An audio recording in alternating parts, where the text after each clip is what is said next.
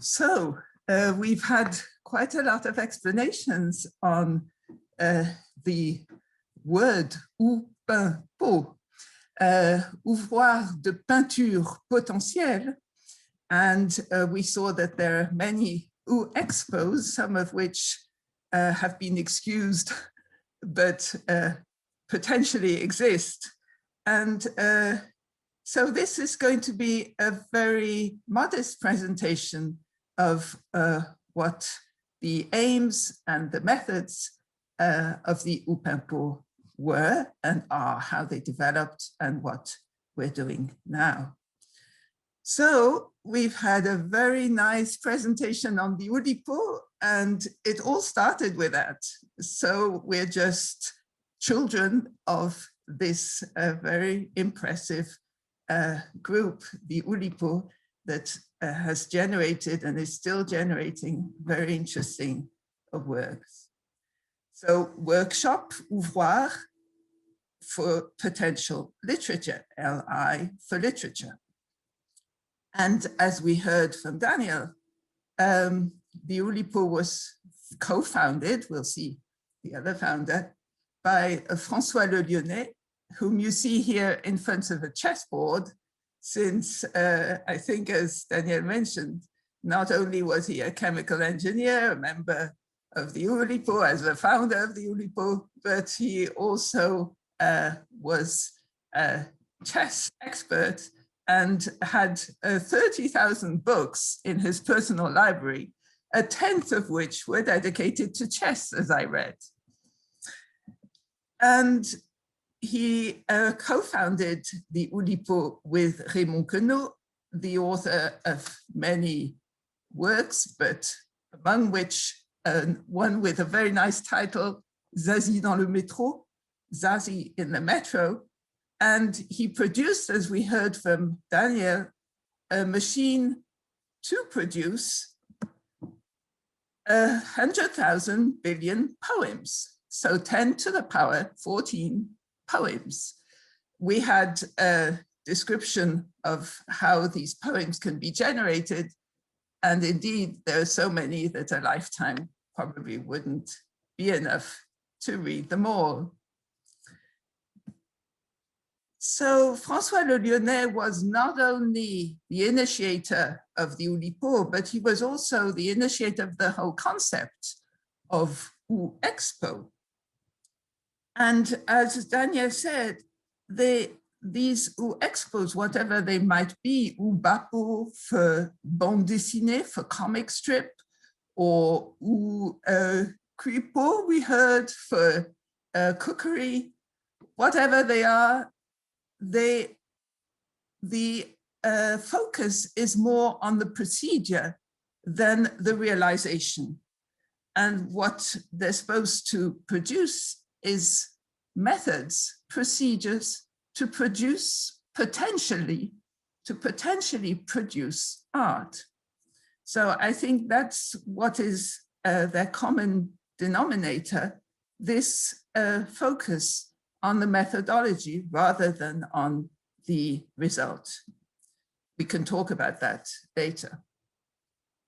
So we heard from Daniel that one can set oneself rules in order to be free. It looks rather masochistic to impose on oneself deliberate constraints, but indeed, this is a source of creation. It generates new ideas and new methods. Being a mathematician by profession, that's what we do all the time. We set ourselves deliberate constraints. And this can be transposed to literature, as we saw, and to art. So again, on this masochistic note, this is attributed to Raymond Queneau. The Olympians are rats who build the very labyrinth from which they intend to escape. In French, les Olympiens sont des rats qui construisent eux-mêmes le labyrinthe dont ils se proposent de sortir. I don't know whether Raymond Queneau actually wrote that, but it is attributed to him. Why impose on ourselves these constraints? We saw how prolific it can be in the literature from a literary point of view. Let's see what we can do from, let's say, drawing, painting, sculpture point of view. So the OuPeinPo was initiated by Jacques Carelman on December. So there are different dates for the birth of the OuPeinPo. We can discuss that later. Let's say one of the dates, it's maybe a second birth, is 1980. And you see the names of the name of François Le Lyonnais, who was an essential co-founder. Then Thierry Fouque, who unfortunately died last year, who was in our group until last year and very actively so. Aline Gagnère, one of the few women, sorry, in the group. And Jean Dewan, these you could consider as the founding members. Here they are, some of them. So here you see François Le Lyonnais, here you see Thierry Fouque, here Jean Dewan, here I think Aline Gagnère, and Jacques Carelman. Now, let's try to define these words. We've heard a lot about them, but it's very interesting to think about their meaning.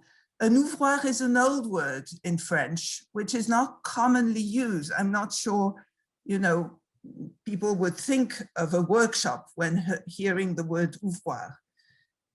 And it is here conceived as a word for workshop, a place where work is in the making. It's defined negatively, as so many things in the OuPeinPo. It's not a laboratory. It's not a learned society or sect, a school or an academy, or any sort of institution. It shouldn't be institutional. And as we heard from Daniel, you don't apply to enter this group. And you could see it as a factory in this, so far as it is a place of work, of building, of constructing, of making. And indeed, many factors inspire its many tasks. So it has multiple facets, and it's difficult to define. Peinture, that's easier maybe, painting for painting. But it can, there again, this is very flexible. It's not just painting, it goes into the graphic, plastic arts. We even use the electronic mouse, more and more so probably, especially now with the situation, present situation. So it makes use of whatever is available and whatever potentially can be transformed into a work of art. And the manifold of the techniques, viewpoints, subjects is what is important. Potential, as we saw, it's not so much the result which is important, but rather the methodology, the procedure to get to this result. And the OuPeinPo doesn't really aim at producing a painting. There are, of course, catalogs, exhibitions, but they're supposed to show what results of a method. So there are many aspects to these methods that we'll describe in part, and it can use the idea of arrangement, the idea of structure, of course, restrictions. It can be restriction in the support. It can be restriction in the device used to produce the painting. It can be a restriction in the subject. Again, a variety of options. Let me start with something that looks rather masochistic in the sense that this is a dégraffeur. I didn't try to translate it because I find the word very nice in French. And I think you can guess. So graphics and D for two. And what is it? It's a two-pointed pencil used to draw simultaneously, as you can see. I hope you can see my mouse. You can see on this little picture, to draw simultaneously on a two-facing surface. An actual instrument was made by Vanarski and its workings explored by him.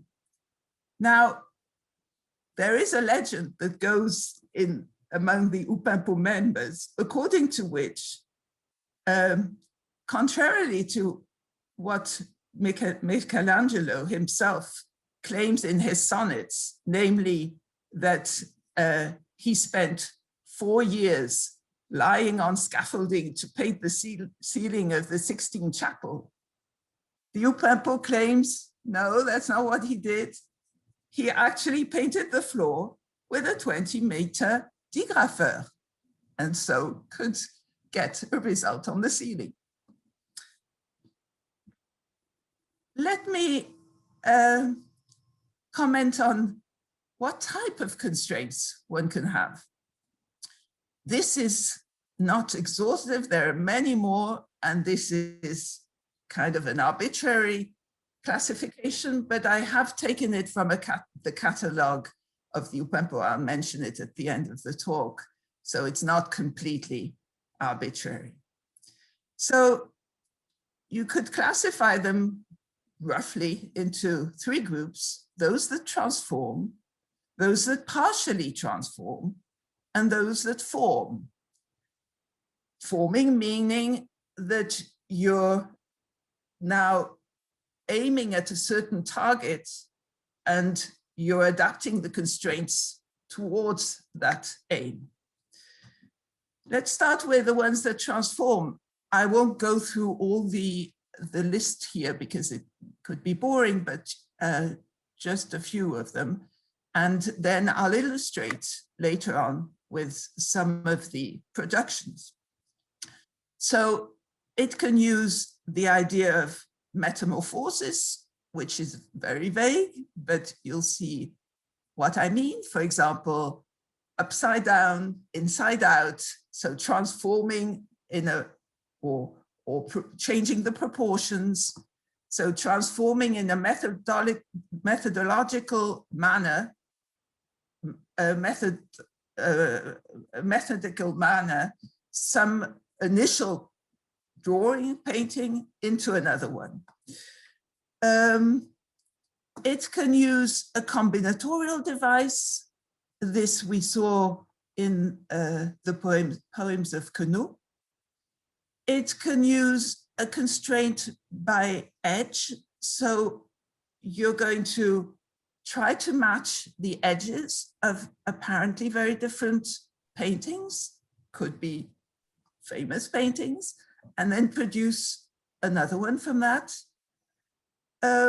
It could be a translation, meaning, by translation, meaning really, you know, word for word, but then it would be a word maybe, or maybe a mathematical formula translated into a pictorial object.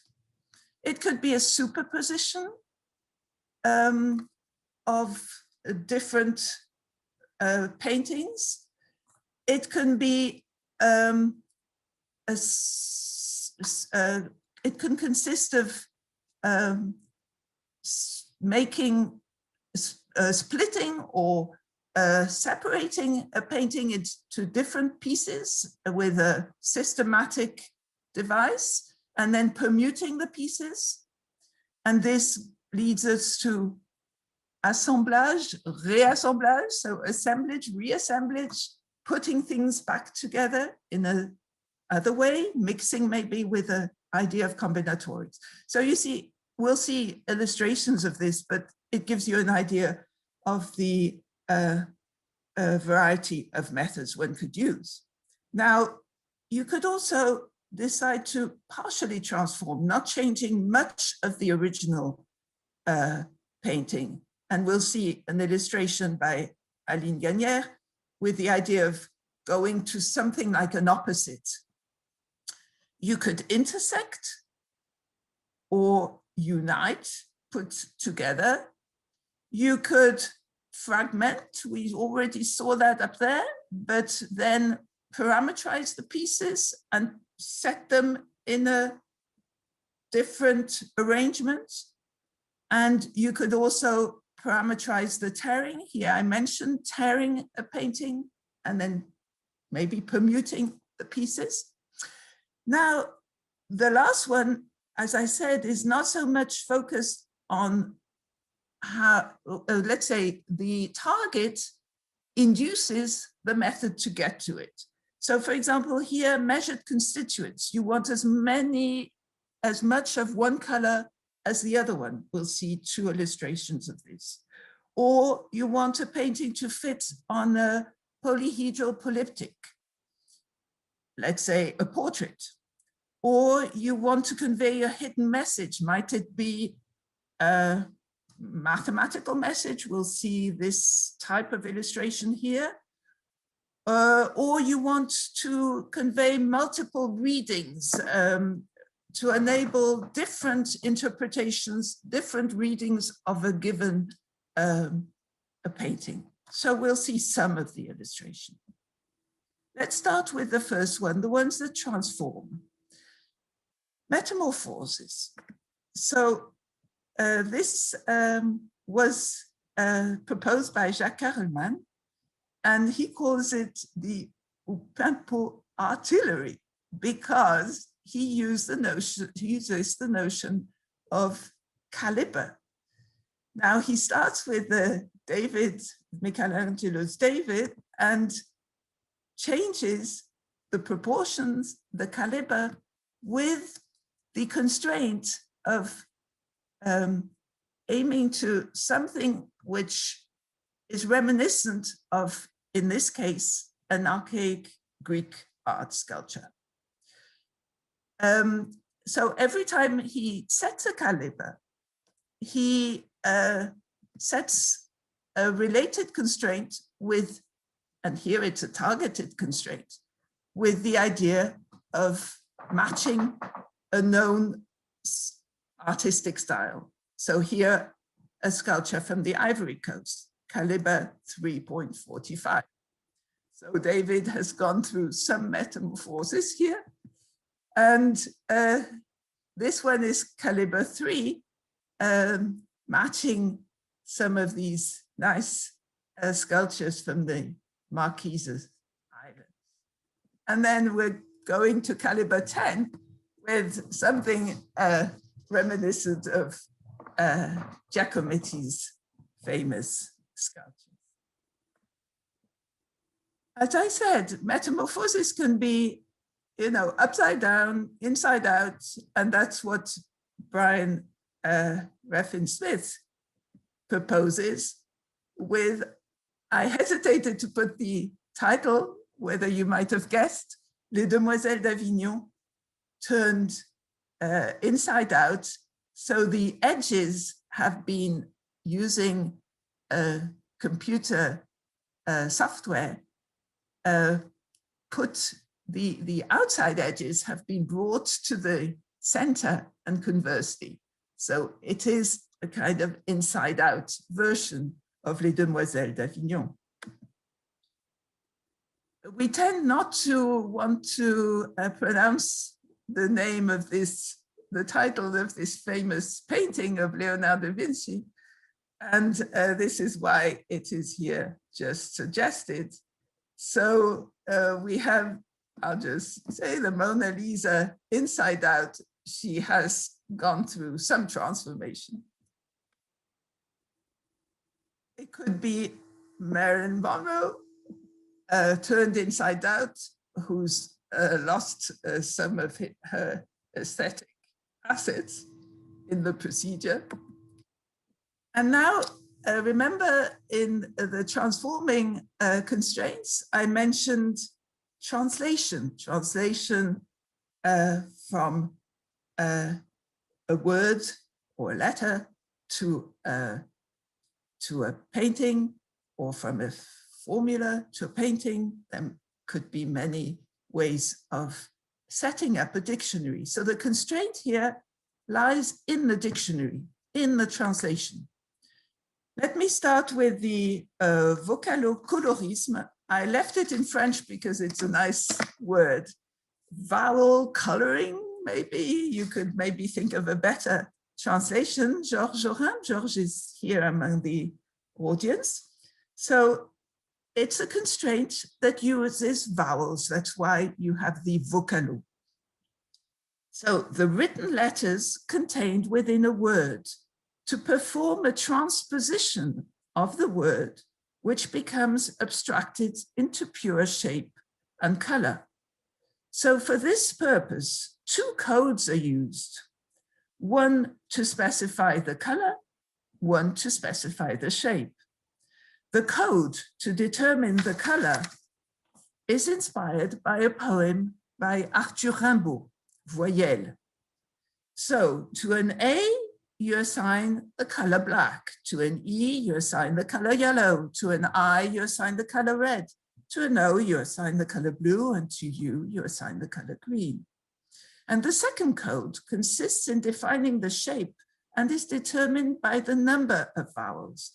One vowel, you assign a circle. Two vowels, a rectangle. Three vowels, a triangle. Four vowels, it's kind of logical, a square. Five vowels, then you don't go to a pentagon, you go to a star-shaped object. And this is the result of a translation of the constituents of a tree. So there are various variations of this book. This, I think, is the French book. I'll go to a Hebrew version in a minute. In this book, each tree is built from the transposition of its main constituents: roots, trunk, bark, branches, twigs, leaves, flowers, fruit. So this is in French. And so you take the word that, let's say racine, because this is in French, racine is for roots. You count the number of vowels and you assign a triangle. But then this triangle might be black because there's an A in racine, might be red because there's an I in racine, might be yellow because there's an E in racine. And this gives you this combinatorial freedom, which generates here 1,800 versions of a tree. Up here are the birds, I think, or Georges can correct me if I'm mistaken. So it's not quite as many as the 100,000 billion poems produced by Queneau, but it's not bad. And here, correct me, Georges, if I'm mistaken, here are 360 trees in Hebrew. I don't know any word of Hebrew. That's why I couldn't attend the first part of this seminar, unfortunately.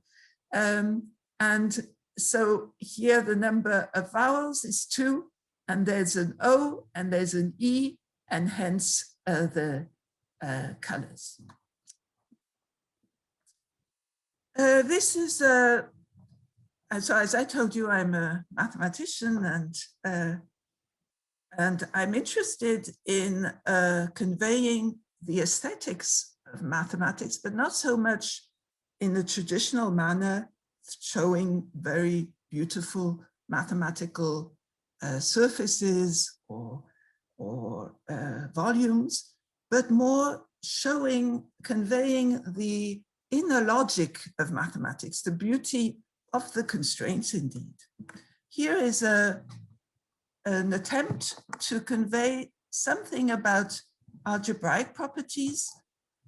Don't worry if you've forgotten all your maths, it doesn't matter. So here we have a very simple operation, AB minus CA, and we factorize A in front of a difference. And this involves three fundamental properties, which here kind of not to be seen. You can hardly, unless you understand the power of the brackets, they're very discrete. I'd like to try to make them visible in showing, so through this identity, so this is the identity, and here the difference, here is the product, up here, another product, so you can guess who the triangles stand for, and here is the product on the right, which is much larger because it entails this constituent here.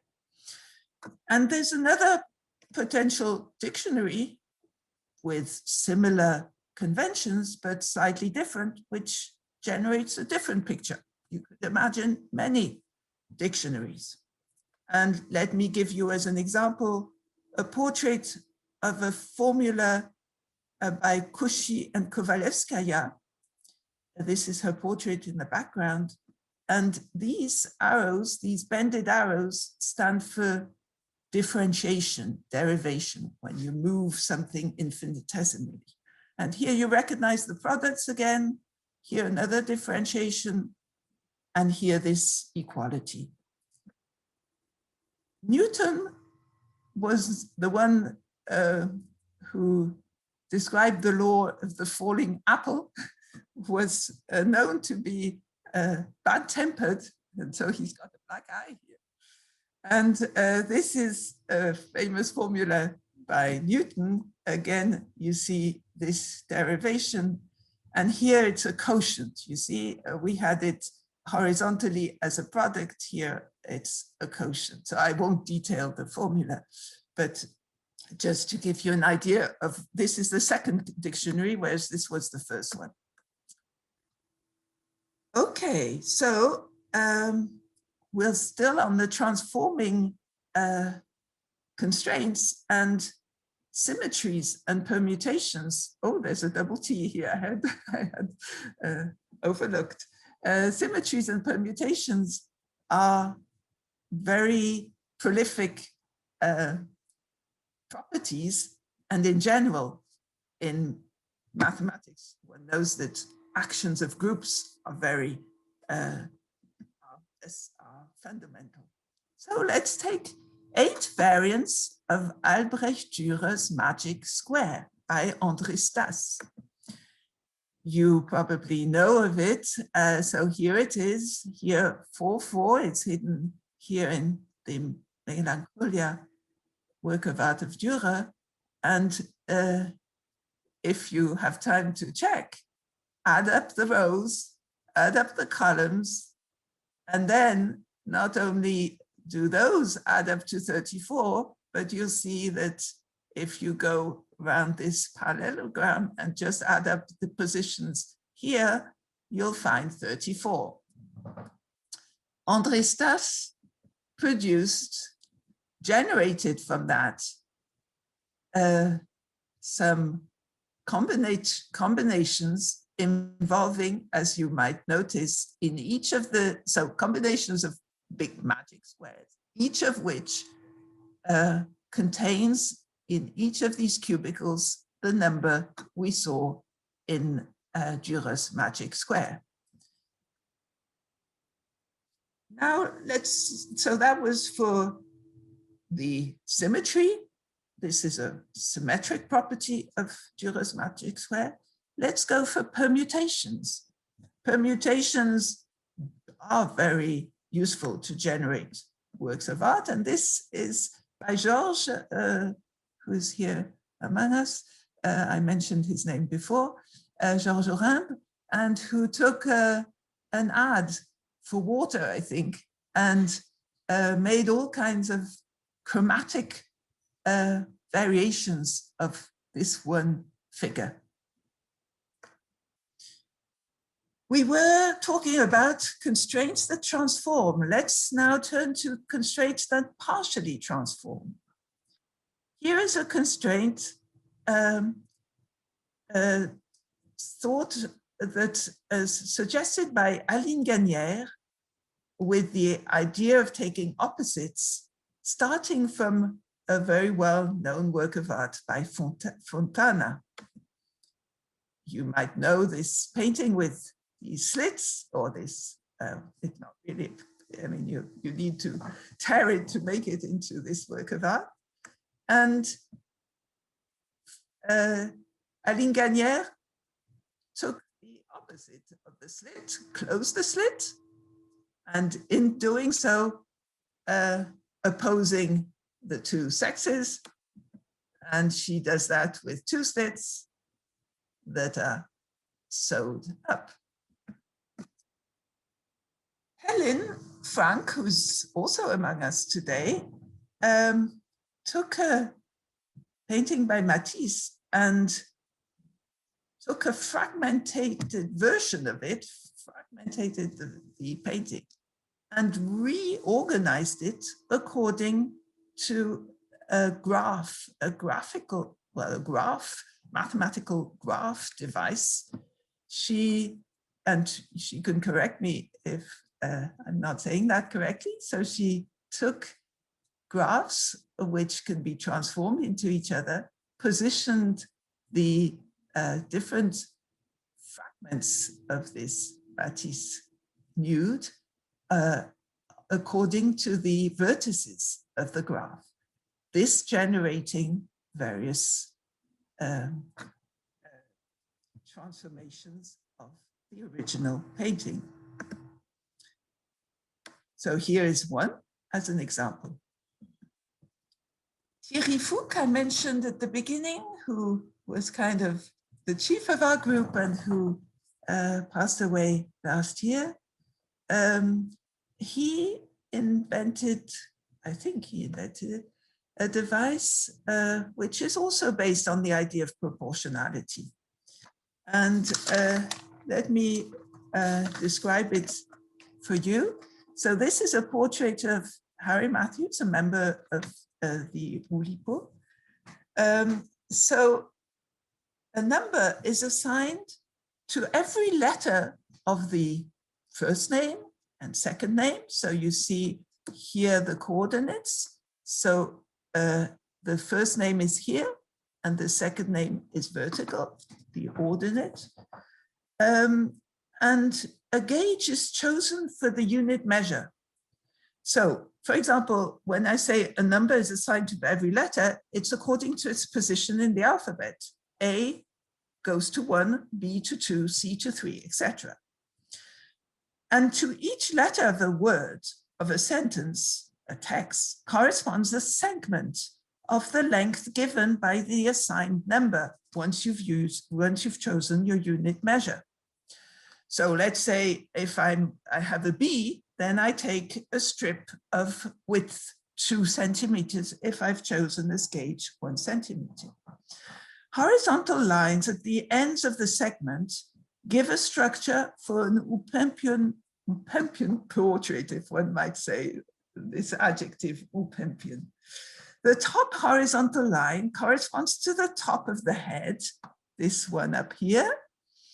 The second one to the top of the forehead, and the letter decides, the place of the letter in the alphabet decides for this width, etc. You go down, the fourth to the eye pupils, the fifth to the bottom of the nose, etc., etc.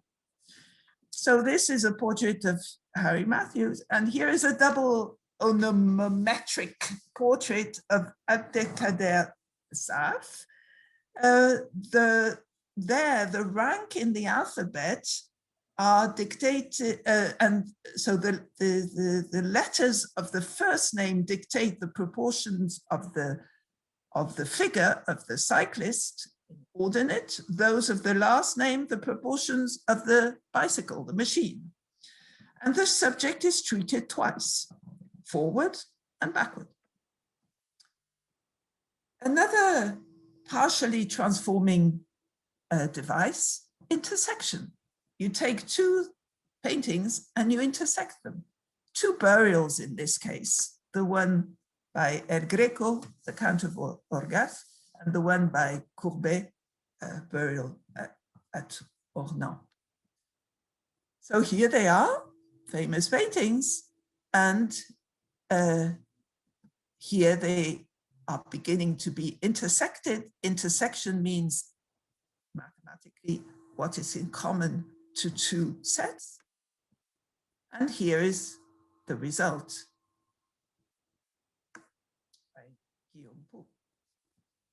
You could also unite, take the reunion. So reunion, one says in everyday language, one says and, but in fact it's or. I take something in one set or in the other. That means I can take anything in either of the sets or in their intersection. So here is a union of Grant Wood's American Gothic and Cranach's Junior Der Sündenfall. So before being united, they go through a rectification procedure. Rectification, so here they are. They're going to be united. And before that, they're rectified.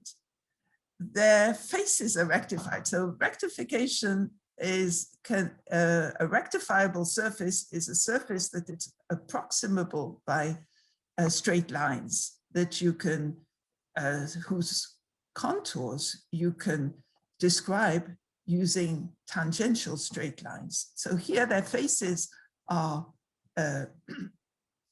rectified and then brought together, one of the Americans being hidden and incarcerated, and Adam and Eve free to look over them.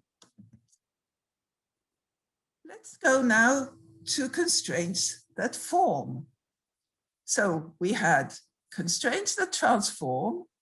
Then we had constraints that partially transformed, because they do take the essential ingredients and of original paintings and just make some changes from them, more or less radical. In the last example, rather radical, just because we were left only with the heads.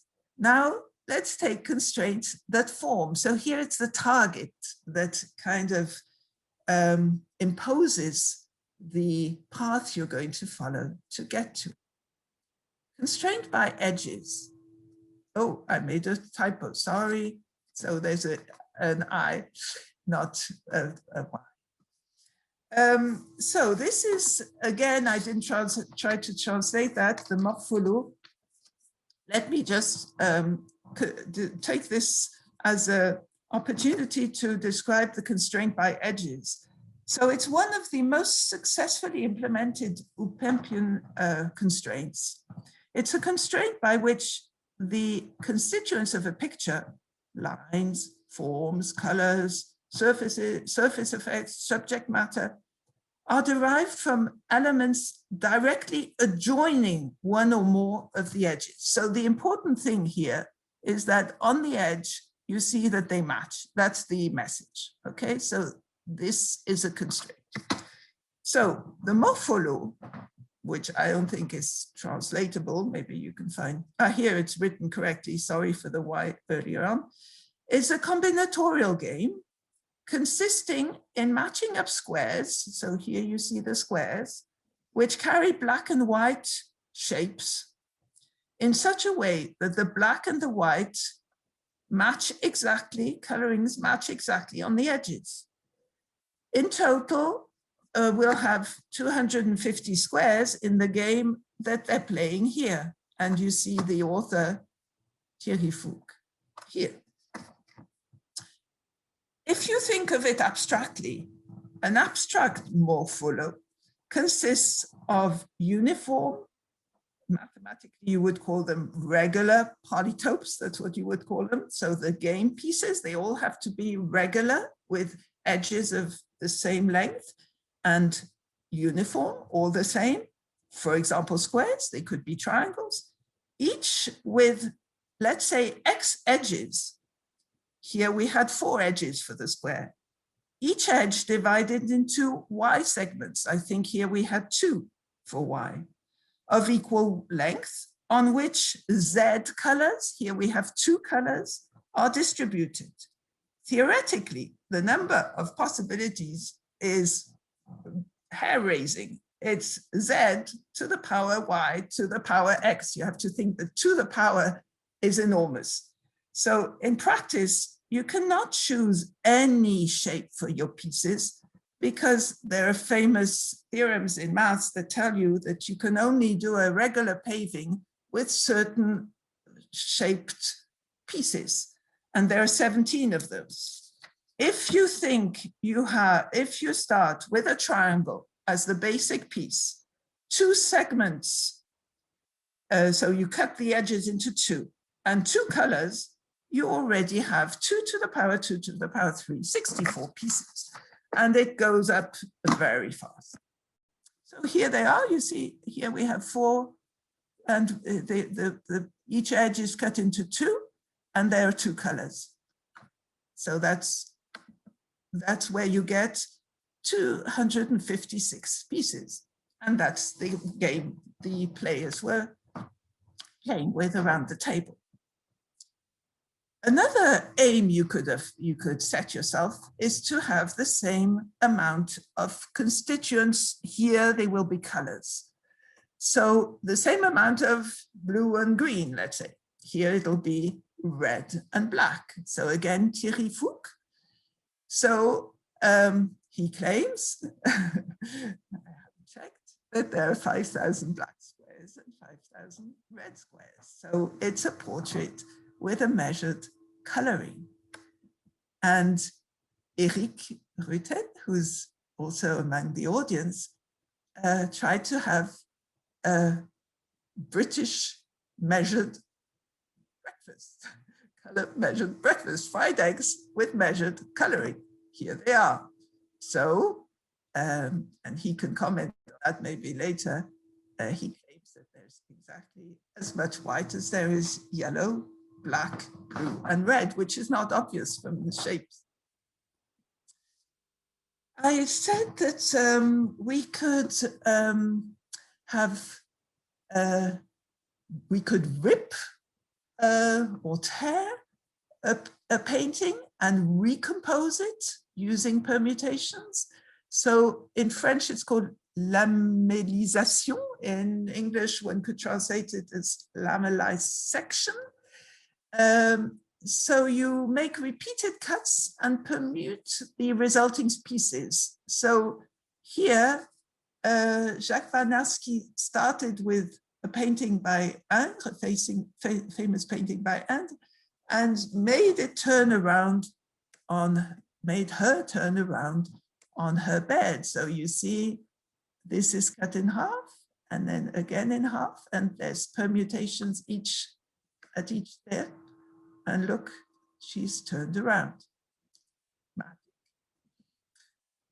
You could also think of conveying a hidden message as a target, or a mathematical structure constraint.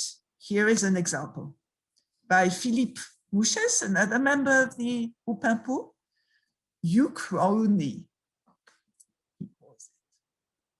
So you have to look at the central crystal figure and notice these proportions here, this figure, which obeys a certain rule, which I'm going to explain now.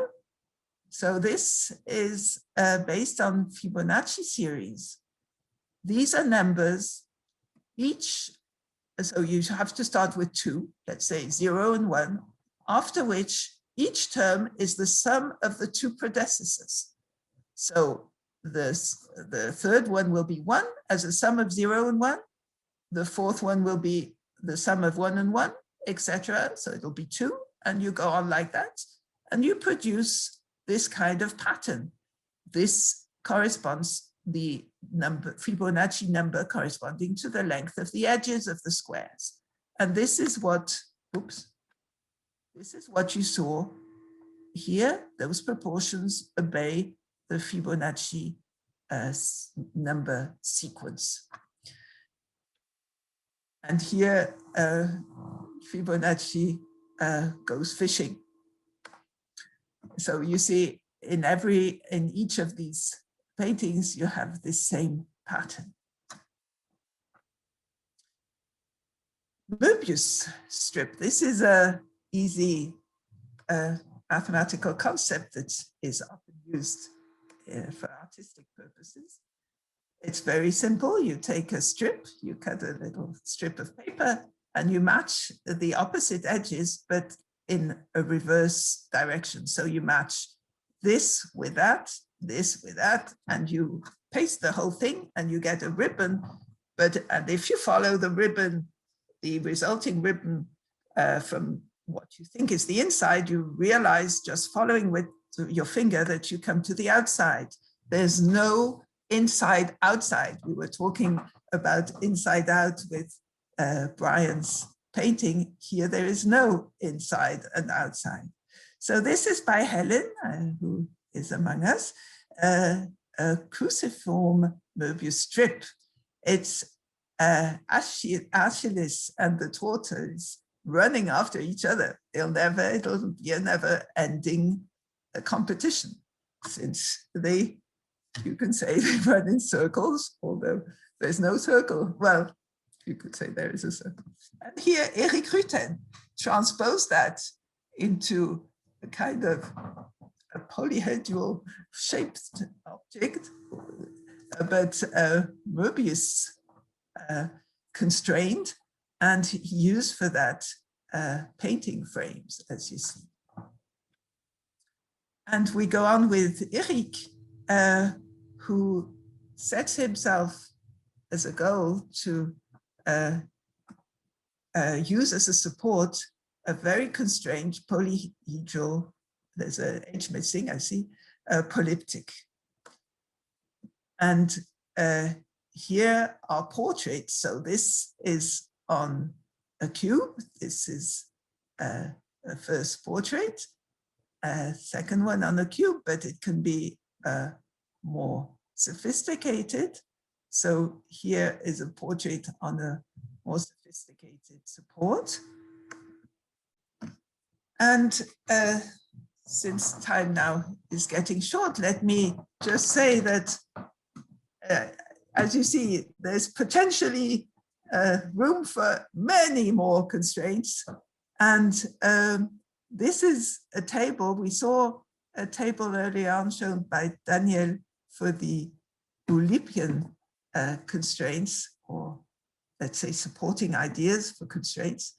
Here was the table with its 1,000 columns, la table des 1000 colonnes, where you have on the rows correspond to support, material, shape, color, style, subject, frame. The columns to mathematical or logical operations, and then the intersection, as was commented in further detail for the literary part by Daniel, can be a source of generation of a work of art.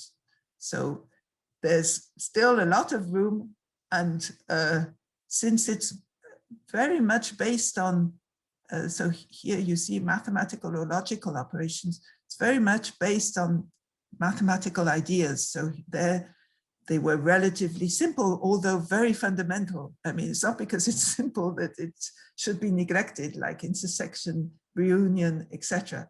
But mathematics evolves very fast, especially in the late decades. So there's potentially much more to be done if we want to use that outlook. And so this is to say, welcome, there's much more to be done. And here is are two catalogs, one in English, one in French, Du potentiel dans l'art, very nice catalogs, which I recommend. I wasn't part of the people who produced it, so I can praise it. And thank you very much for your attention.